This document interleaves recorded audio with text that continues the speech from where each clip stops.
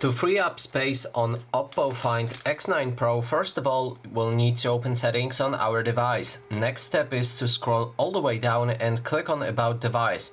That way we'll be able to find storage right here. You can click on it and then you can first see all of the different categories and how much space they occupy. So for example, we have apps and they take 21.8 gigabyte on my phone, which is quite a lot. So we can click on this category and then just remove the apps. Just pay attention and look for an app that you're not using, and then you can simply click on it and uninstall it.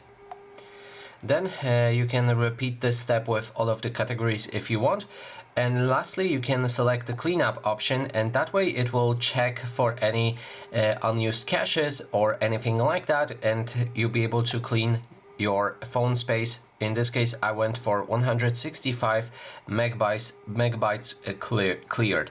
And you can also go for a deep cleanup for any of the categories that I've mentioned, and also check the duplicate files. Sometimes you have photos that look exactly the same, and you can see them right here if that's the case.